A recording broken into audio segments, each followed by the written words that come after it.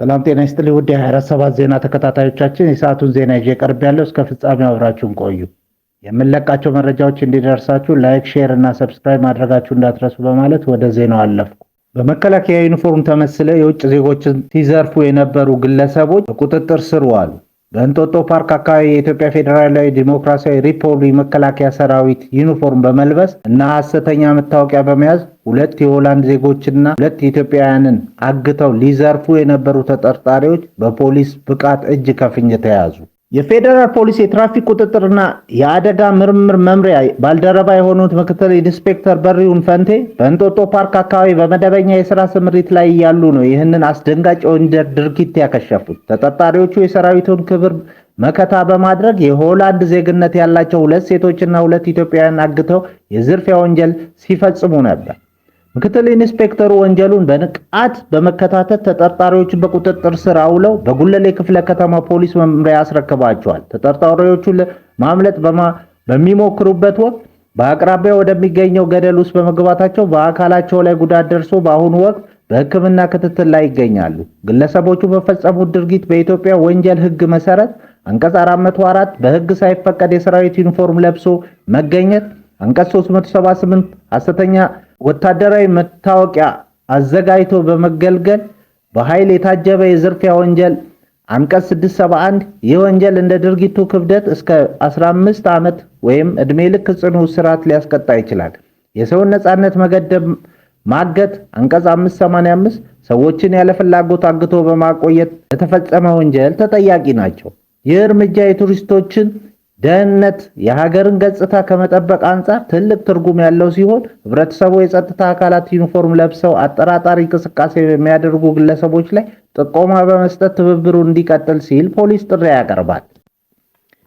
በትግራይ ክልል ውስጥ ተፈጸመ በተባለ የድሮን ጥቃት አንድ ሰው መገደሉ ተዘገበ።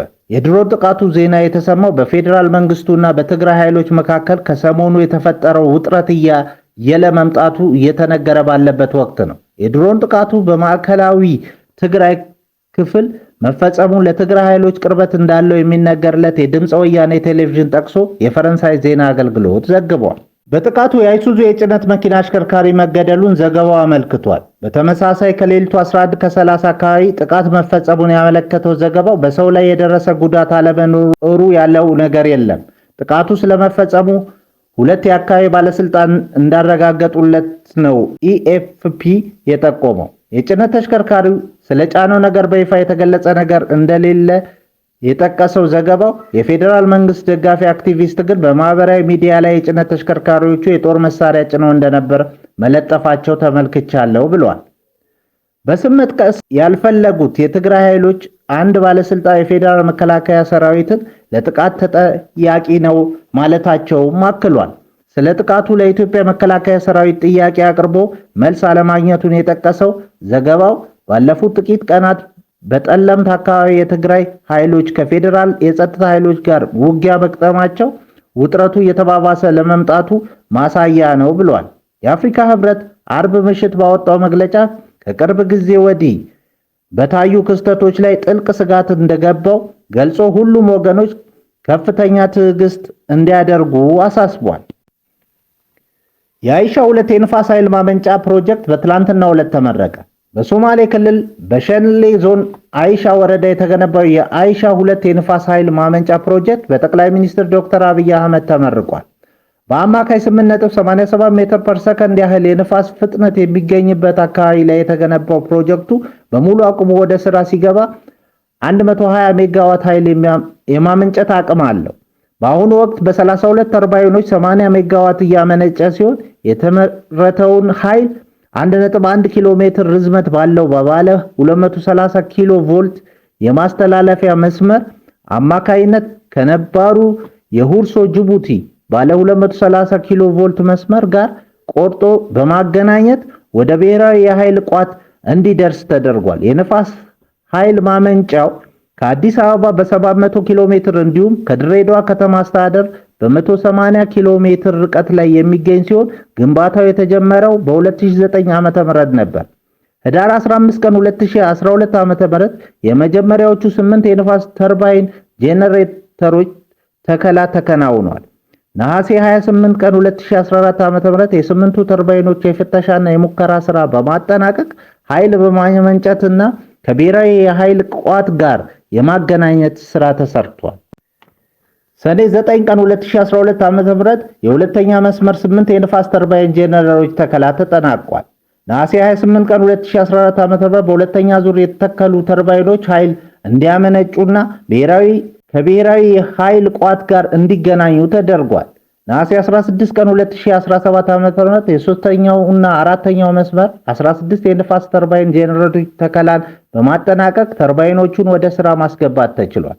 በአሁኑ ወቅት በ32 ተርባይኖች 80 ሜጋዋት እያመነጨ ወደ ብሔራዊ የኃይል ቋት እንዲደርስ ተደርጓል። ቀሪ የ16 ተርባይኖች ስራ በምዕራፍ 2 ለማጠናቀቅ እየተሰራ ሲሆን የኢትዮጵያ ኤሌክትሪክ ኃይል በዚህ ማሻሻያ መሰረት 71,729,165.66 የአሜሪካን ዶላር ከራሱ ከተቋሙ የፋይናንስ ምንጭ መድቦ ስራው እንዲቀጥል አድርጓል። በሌላ ዜና በኢራን የተለያዩ ከተሞች ፍንዳታዎች ተከሰቱ።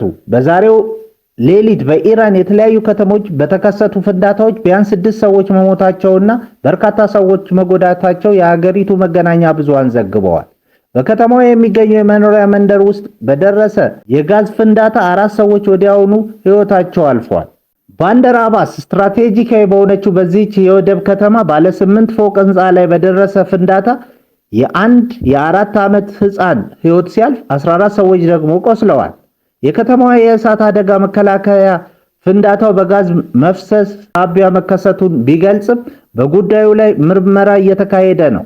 ፍንዳታው የተከሰተው ኢራን በሆርሙዝ ባህረ ሰላጤ ላይ ወታደራዊ ልምምድ ለማድረግ በዝግጅት ላይ ባለችበት ወቅት በመሆኑ ስጋት ፈጥሯል።